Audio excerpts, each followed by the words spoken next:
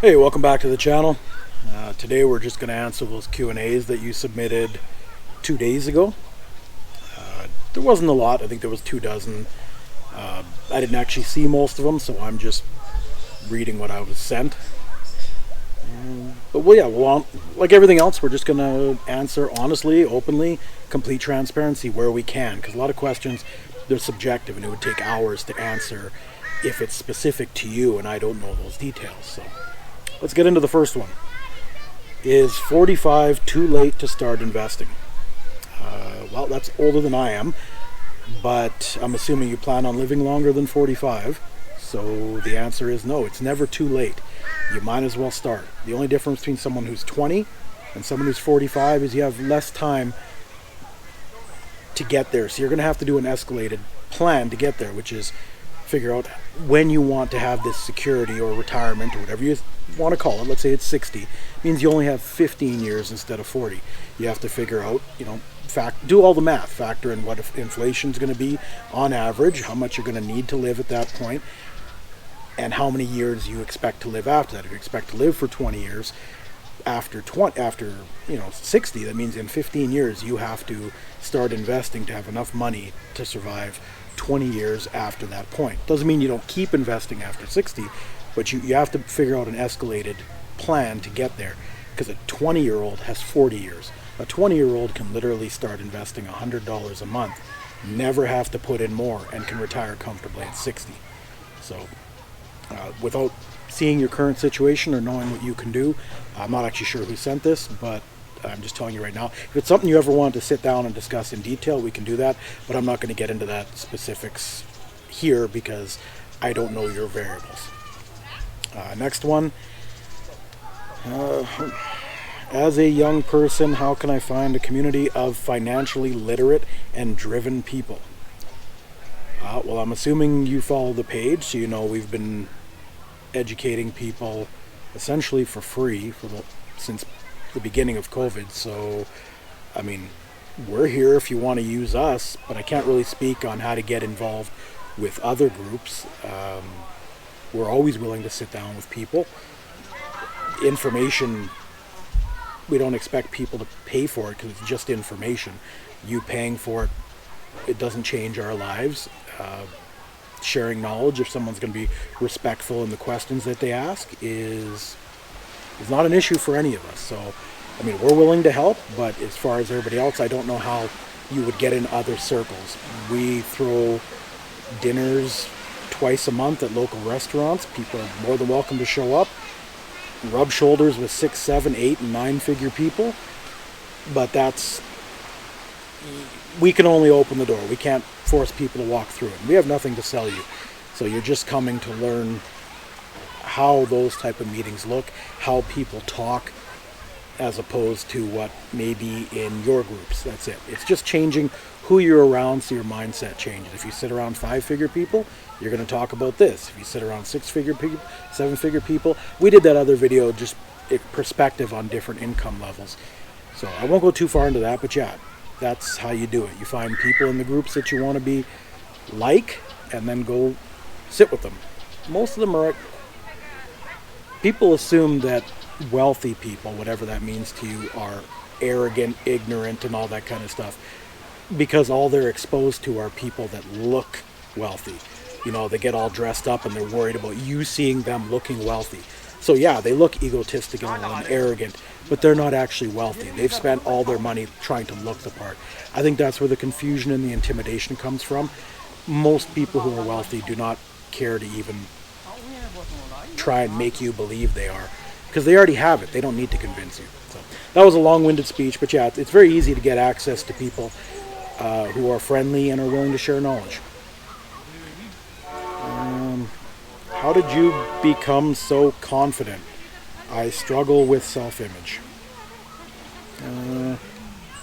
I don't know. Confidence, I think, is just a byproduct of gaining knowledge and then realizing that it's real. It's not just spouting off something that your group may believe. I don't know. I don't know what not confidence is. I remember when I was younger and I kind of had like an inferiority complex because I thought everyone around me was doing better than my family was. So I didn't talk much. I, felt as though everybody had more than me. But then when I realized that the world is pretty false and most people are just living on credit, and you realize that all of your hang-ups were stuff that you put on yourself. Getting through that part, the walls and the ceilings put on you are typically your doing. No one else puts them there. Very few people actually tell you can't do something. They may talk with a language you don't understand, so you think it's above you, but really you put those ceilings on yourself. So I wouldn't say that I'm overly confident. I just know that what I say and what I do is backed by results. So it may come across as confident, or so a lot of people will just say it's cocky, but it's not. Nothing I say is a lie. What I do and what I say may not work for you, but that doesn't mean that information or that action is wrong. So I don't really know how to answer that on how to become more confident. I think you need to do a bunch of things where you get a bunch of small wins. Like, don't try and be a millionaire tomorrow, because if you fail, your confidence is knocked down to try another project. But you know what? Maybe something as simple as, say, going to the gym. That has multiple positive effects. You may go to the gym because you think, oh, I want to look really cool. I want to be ripped. I want to be stronger. I want all this kind of stuff. But what you actually get out of going to the gym is you're going to end up getting a better sleep cycle. You're going to end up feeling better because you just feel more alive, which transitions into everything else you're doing. And really, you only went there for probably a superficial reason, but the benefits are so great. So then this confidence actually comes because, wow, you subconsciously, everything you're doing is better at a higher level. So that's where I usually tell people who maybe lack confidence to start. Start by being more active and getting that healthier body and mind, because everything else will get better based off of that. So I'll leave that there. That could be a very long conversation, but we'll leave that at that. You should respond to TikTok videos. No. I understand how, social media and all those platforms are great for people to exercise their freedom of speech, or to turn it into a monetizable amount where they can do better than they could at a regular job. I get the allure of all those platforms. I have no problems with them. But for me, getting on those social platforms will never monetize enough to be worth my time. I'm retired, I have more than I need, and everything that I do is still growing. Again, that's not arrogance, that's not showing off. I'm just telling you why it's irrelevant for me. And going to respond to TikTok videos means that I also have to take the time to go search out ones to respond to. I don't have that time. I'd rather be on a beach, I'd rather be traveling, I'd rather be doing a whole bunch of stuff that I enjoy. But, some people have sent me some videos to critique, and I think it's kind of funny. But I don't want people to get upset with the way I respond, so I just don't. So we'll leave that there. Break down good practices for easy investing techniques for young adults to get a good start early on. First, learn how to use commas. That was hard to read, but good practices for easy investing techniques. That statement is actually a juxtaposition, because it's easy when you have knowledge. So maybe the good practice is to become knowledgeable first, because investing is just a matter of analyzing your risk. Risk is a function of lack of knowledge. If you know everything about this particular field, whether it's crypto, stock market, housing, commercial, retail, if you know everything about it, what you get involved in doesn't seem like a risk to you, but someone looking inside who doesn't know what your brain thinks or knows thinks it's risky. So I actually don't know how to answer this other than to say knowledge, because knowledge on where to put your money, how to read markets, because everything is a market, whether you're retail, stocks, housing, everything is based off of a market. But with the right knowledge, you can make money whether the market's up or down. Most super wealthy people actually make their money when it's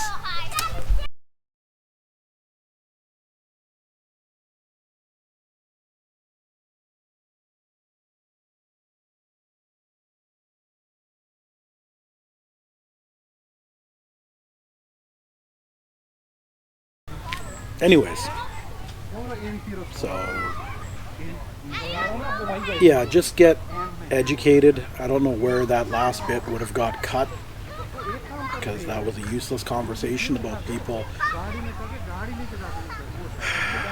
Never mind. Anyways, so knowledge is the key, but as I was saying before they walked up, wealthy people got super wealthy when things are down, because looking from the outside, well, that's risky if everything's down. How do you know it's going to come back? Well, because history's always told us it comes back. Are we living in an archaic society? Well, let's just leave that at that. We're not living during some doomsday apocalypse. We've gone through recessions. It always comes back.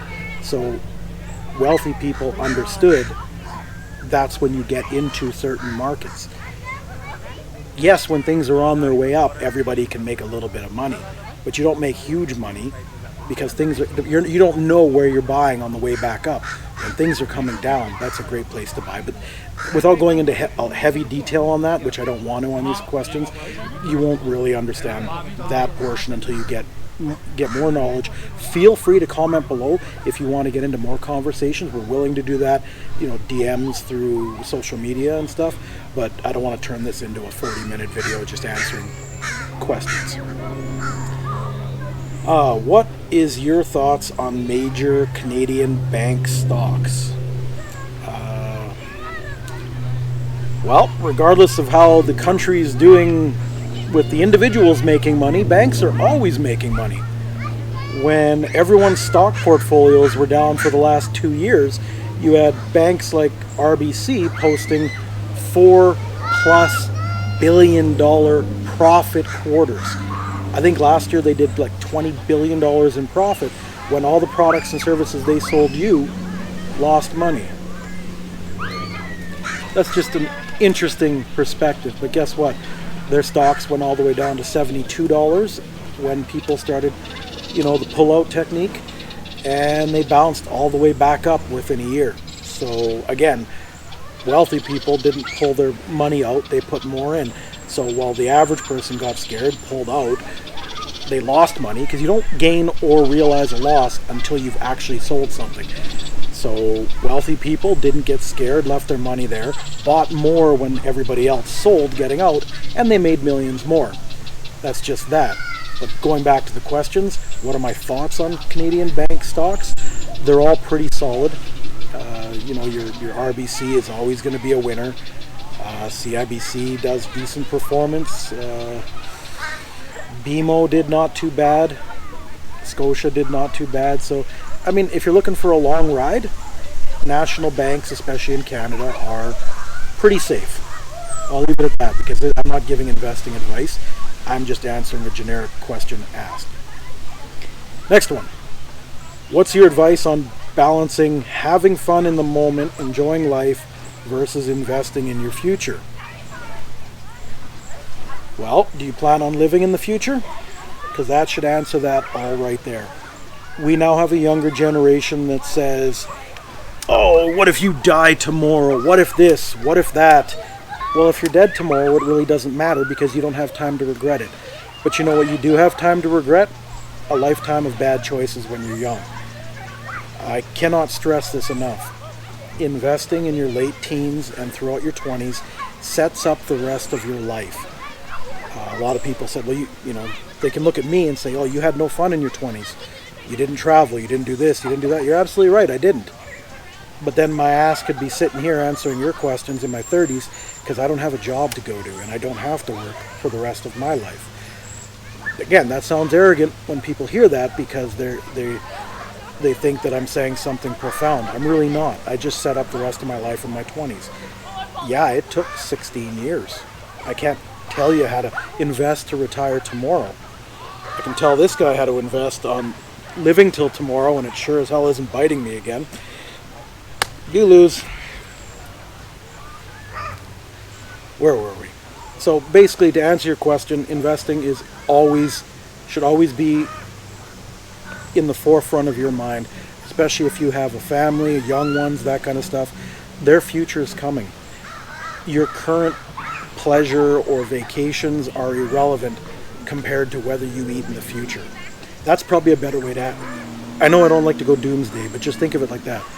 Let me rephrase this by saying, would you rather go on vacation for the next week and potentially not eat 10 years from now?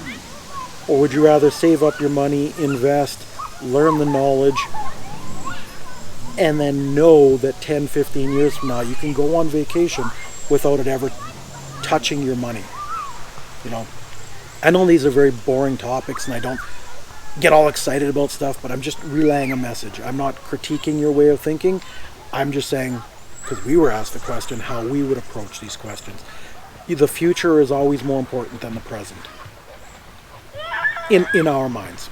Doesn't mean we're right. But I do know that way of thinking is why I'm here doing this. So we'll leave that there. What else do we got?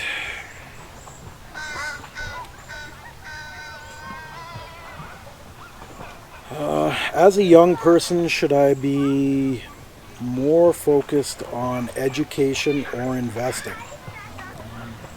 This sounds too much of a this versus that thing. Do both. I think a lot of people, when they're younger, they feel that they have to do education. And I'm not against education, but again, like everything else, you're investing for your future. Education isn't right for some people, but it's the clear choice for others. We need doctors, we need the lawyers, we need people with an education-based background, but that doesn't mean that that's the only solution.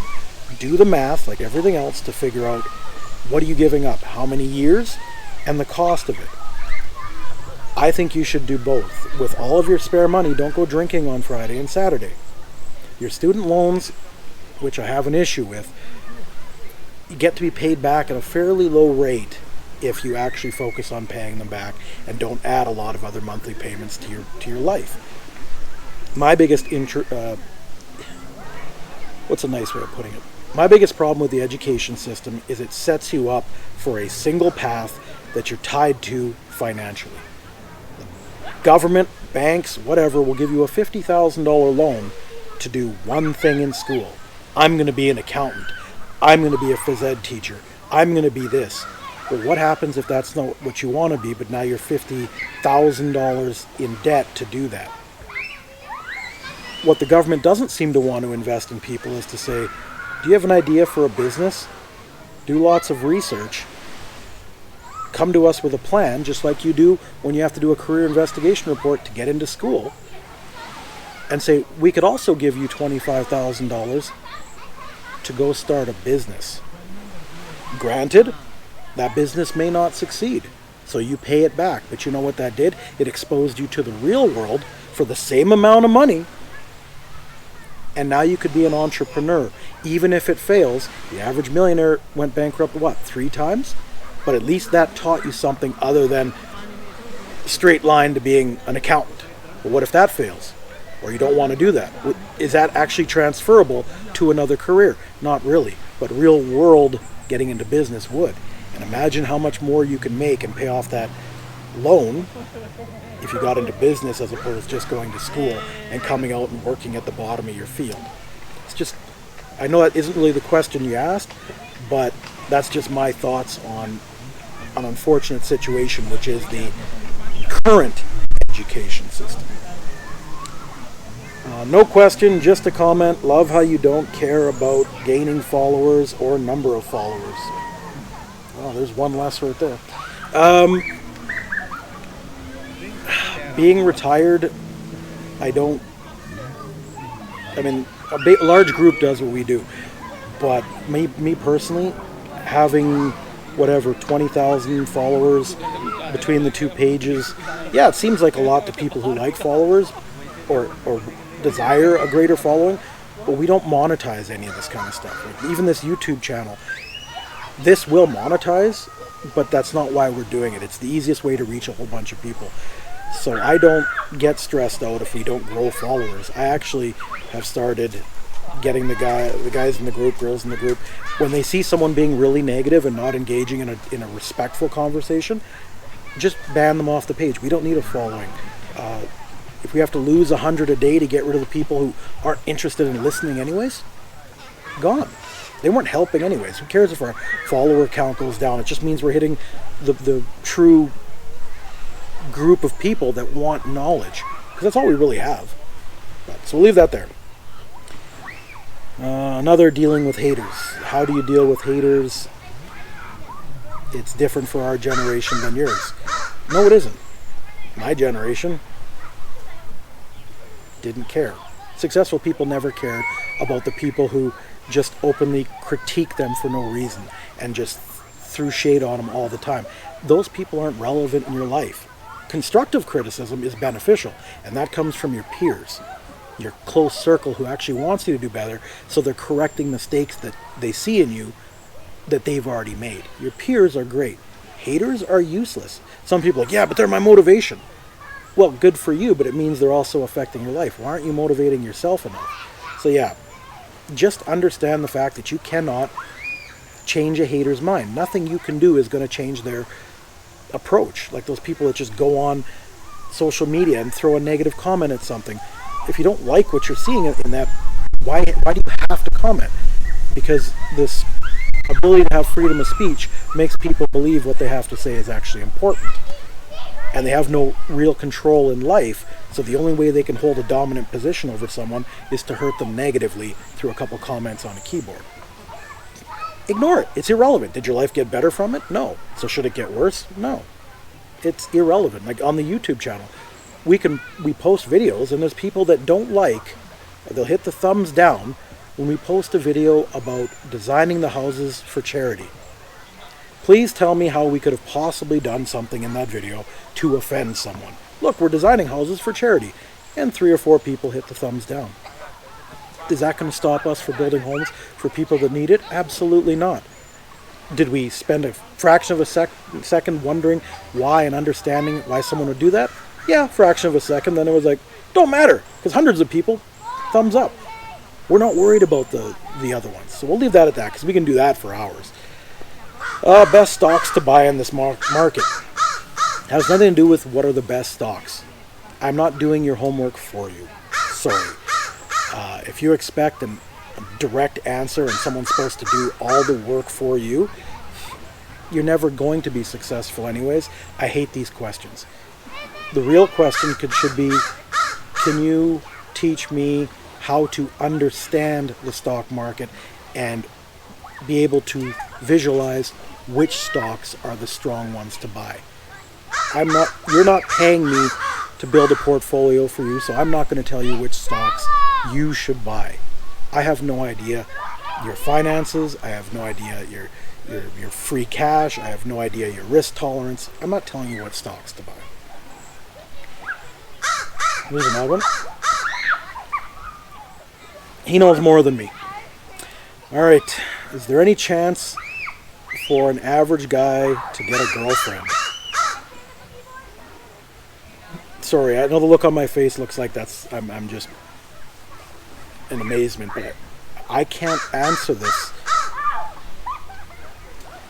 I'm assuming this is a guy asking this question, so let me just ask you a question. If you're just an average guy, and I'm not putting anything on the partner you're looking for, but if you're just an average guy, what are you bringing to the table? You're the one asking this question. I have no clue. What you're saying is, I bring nothing better to the table than anyone else. Is that attractive to someone else? I couldn't tell you. So I think your best bet is to do better than average. And then see where that lands, because it sounds like a confidence issue, and I don't think potential partners find that attractive. So I would change your mindset before you expect someone to like you when the best you quantify yourself is average. I'm going to leave it at that. sure that's going to get a lot of hate. When is the all-female Q&A? We're working on that now. We've got quite a nice panel, different backgrounds, entrepreneur, professional ladies. We'll hopefully shoot that. I have to take off next week for a week, and then I'll be back for a week. We'll probably do it then, and it'll probably start going live in about 2.5 weeks, but we'll post it up for you. You think us guys are ruthless? Don't get in the way of these women. They will crush anybody. Know that. How can I get involved in the new equity group? Again, anybody can be part of what we do, but I can't answer that on here. What are your variables? Are you cash rich but time poor? Are you time rich but cash poor? Like, I have no idea how you could be involved. We're going to be doing what we're doing and putting it on YouTube anyways. You want to watch us build houses? We're going to do that. You want to watch us develop properties in other countries? You can do that. You want to see us building resorts? We're going to be doing that. We got a huge list of media productions and all that. Until you know exactly what we're doing, you couldn't come to me and say, how do we get part of that? Because for you just to say, this could take 5 hours just to explain everything we're doing in the next 12 months. So yes, you can be involved, but I can't answer how you can be involved. If people want to sit down with us and talk, you can. But again, we have nothing to sell you. If you're being part of an equity group, you're just a piece of a much larger puzzle. You're not buying something that we benefit off of, like a product that's sold.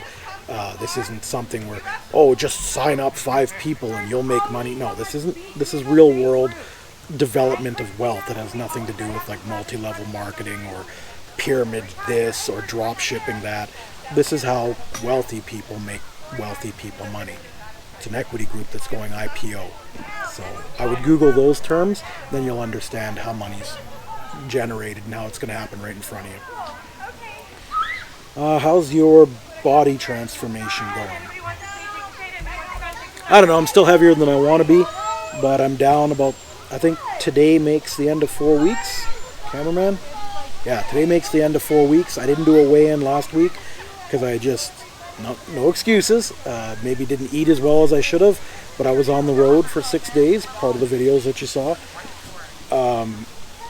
Like I said, I'm down about 13 pounds in the first 4 weeks. I feel better. I'm way stronger. Clothes fit better, but I'm calling it a win. I just like things to happen quicker. So it is what it is. I'm feeling great, which is the biggest side effect of becoming healthier body and mind. I'm going to be in the Dominican next month for 2 weeks. Again, this is stuff you can watch. It's equity group kind of stuff. We're going to do all of our media building down there. Show you all the properties that we have. Again, if anybody, I don't care who's watching this, you could be, in Edmonton, where we live, or you could be anywhere in the world. If you ever want to come down to the Dominican and hang out and see what happens when you do things in different countries, come on down. We're not shy. We always welcome people, and we'll feed you, because we know the best places to get food. All right. That is it for this one. I have no idea how long that took. Sorry if some of the questions got drug on a little too long. But if you have any more questions, put it in the comments, and we'll be sure to answer those on the next round of doing this. I know sometimes we'd get 300, 400, 500 questions in a Q&A. We've been filtering out the stuff that is, we don't talk politics. I'm not doing that. I don't discuss current events, because current events don't help people do better in their life. It's strictly, if you have questions about how to make a better life for yourself starting today or tomorrow, we'll answer those questions. I'm not getting into political topics, gender topics, hate topics. That's not what we do. We don't give our opinions. That's irrelevant. A lot of people want answers that they can use in their next argument with people that aren't getting further ahead. We are more than happy to give our experience on how to get where we are. I know a lot of our videos, especially that one Money Talks that got broken up over 4 parts, A lot of people respond and say, oh, you're delivering your message wrong. You sound too arrogant. You sound too this. Keep in mind, I don't have to sound any way at all. I'm delivering a message. If you take something from it where either you're jealous, you're angry, I can't help that. I'm just going to be me and deliver a message. Regardless of how it's delivered, doesn't change the information in there. So if you're only hearing how it's delivered and not the information, that's kind of on you. I'll tone it down a little bit, but I'm sorry. Part of the way that I do business and travel throughout the world and the people I deal with, you're going to see things that are a bit more out of the average price range. That doesn't mean it's a show off or a flex. In the Dominican, we're going to be on a gigantic yacht throwing a party. And when we put that on video, it's not to, oh, look at us. No, it's not a flex. It is strictly, that's how you do business. Wealthy people do not compete with each other. They get together on a boat or in a restaurant in a place where they're not bothered by the people that fight over the wrong stuff. They get together and they collaborate and make even more money. Develop their businesses further. This is how international charities are done as well. So please understand that how I deliver the message or how we deliver the message is irrelevant. Just take the knowledge. If it really bothers you, you could turn away from the TV and just listen. That way you don't see any of the expressions, any of the stuff that you think is showing off, and you only get the words. But again, here I am. I just turned that into 3 minutes when it should have been 3 seconds. Thanks for listening. For now, I'm out. I'm going to enjoy this beautiful day.